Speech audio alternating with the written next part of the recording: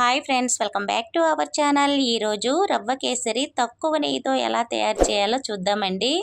చాలా టేస్ట్గా ఉంటుంది. నెయ్యి అంటే ఇష్టం లేని వాళ్ళు చాలా వరకు ఉంటారు కదా. అలాంటి వారికైతే ఈ వీడియో చాలా బాగా ఉపయోగపడుతుందని అయితే వీడియో అప్లోడ్ చేశానండి. మీరందరూ కూడా చూడండి.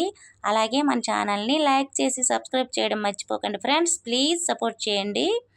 ముందుగా అయితే స్టవ్ మీద కళాయి పెట్టుకోవాలి. కళాయి కొంచెం వేడెక్కిన తర్వాత 2 టేబుల్ స్పూన్ల వరకు నెయ్యి వేసుకోవాలండి. నెయ్యి మా ఇంట్లో చాలా తక్కువ తింటామండి మేము. మా ఇంట్లో ఎవ్వరికి కూడా ఎక్కువ ఇష్టం ఉండదు. ఇలా నెయ్యి వేడెక్కిన తర్వాత దీనిలో 2 టేబుల్ స్పూన్ల వరకు జీడిపప్పు, 2 టేబుల్ స్పూన్ల వరకు ఎండి ద్రాక్ష వేసుకోవాలి. ఈ రెండు కూడా కలర్ వచ్చేంత వరకు చక్కగా నెయ్యిలో వేపుకొని పక్కకు తీసుకోవాలండి. చాలామంది చాలా ఎక్కువగా నెయ్యి తింటారు కదా. అలాంటి వాళ్ళు ఎక్కువ నెయ్యిని వేసుకొని చేసుకోవచ్చు. నెయ్యి ఎక్కువ వేయకపోయినా టేస్ట్ అయితే చాలా బాగుంటుందండి. పక్కా కొలతలతో కనుక మనం చేసామంటే నోట్లో వేస్తే వెన్నలా కరిగిపోతుంది. అంత టేస్ట్ బాగుంటుందండి ఈ రవ్వ కేసరి. ఇలా కలర్ వచ్చినప్పుడు ఇవన్నీ కూడా ఒక ప్లేట్లోకి తీసి పక్కన పెట్టుకోవాలి. చూసారు కదా, బాగా కలర్ వచ్చింది. ఇప్పుడు అదే కళాయిలో నెయ్యి ఉంటుంది కదా, ఆ నెయ్యిలో 1 కప్పు గోధుమ రవ్వని వేసుకొని చక్కగా వేపుకోవాలండి. మంచి వాసన వచ్చేంత వరకు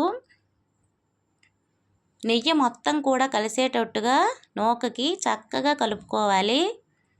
ఇలా కలుపుకున్న తర్వాత మనము ఈ నూకని సపరేట్ చేసుకుందామండి. కొంచెం కలర్ వస్తే సరిపోతుంది. చూసారు కదా ఇలా. ఇప్పుడు మనం ఒక ప్లేట్లోకి తీసి పక్కన పెట్టుకుందాము.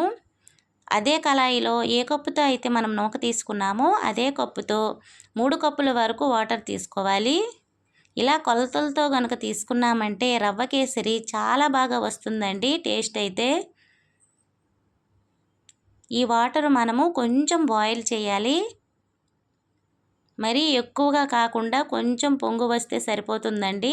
చిన్న బుడగలు లాంటివి వస్తే వాటర్ మరిగిపోయినట్టే. ఇప్పుడు దీనిలో 1 టేబుల్ స్పూన్ వరకు యాలకుల పొడి వేసుకోవాలి. ఇప్పుడు దీనిలో మనం వేపుకొని పక్కన పెట్టుకున్న నూకను కూడా వేసుకొని చక్కగా స్టవ్ని మీడియం ఫ్లేమ్లో పెట్టి మొత్తం కలిసేటట్టుగా బాగా కలుపుకోవాలండి. ఇలా కలుపుకున్నప్పుడు ఉండలయ్యే అవకాశం ఉంటుంది. మీ దగ్గర విస్కర్ ఉన్నట్లయితే విస్కర్తో కలుపుకుంటే చక్కగా కలిసిపోతుందండి. మొత్తం నీరంతా ఇంకిపోయినంత వరకు ఇలా కలుపుతూ చిన్న మంట మీద ఉడికిస్తే చాలా సాఫ్ట్గా తయారైపోతుంది రవ్వ కేసరి. చూసారు కదా, వాటర్ అంతా పీల్చుకుందండి. ఇప్పుడు మనము 1 నిమిషం పాటు మూత పెట్టుకొని కుక్ చేసుకుంటే చక్కగా నూక అనేది ఉడుకుతుంది. ఇలా ఉడికినప్పుడు మీరు దీనిలో పంచదార వేసుకోవాలండి. ఏ కప్పుతో అయితే నూక తీసుకున్నామో అదే కప్పుతో 1 కప్పు నూకకి 1.5 కప్పు పంచదార వేసుకోవాలి. ఎక్కువ స్వీట్ తిన్నవారికి ఈ 1.5 కప్పు సరిపోతుంది. అదే తక్కువ తింటే 1 కప్పు కొంచెం పంచదార వేసుకోవాలండి. ఫుల్గా 1 కప్పు తీసుకొని 1/2 కప్పు పంచదార వేసుకుంటే స్వీట్ అయితే సరిపోతుంది. ఎక్కువ పంచదార తిన్న వాళ్ళు 1.5 కప్పు వేసుకోండి. ఇలా చక్కగా మొత్తం ఒకసారి కలిసేటట్టుగా కలుపుకుంటే మనకి ఇక్కడ కొంచెం పల్సగా తయారవుతుందండి. ఇలా మొత్తం కలుపుకోవాలి. చక్కగా మొత్తం కూడా ఎక్కడా ఉండలు లేకుండా మీరు ఇలా గరిటతో కలుపుకుంటే మామూలుగా మనకి మెత్తగా కేసరి రెడీ అయిపోతుంది. చూసారు కదా.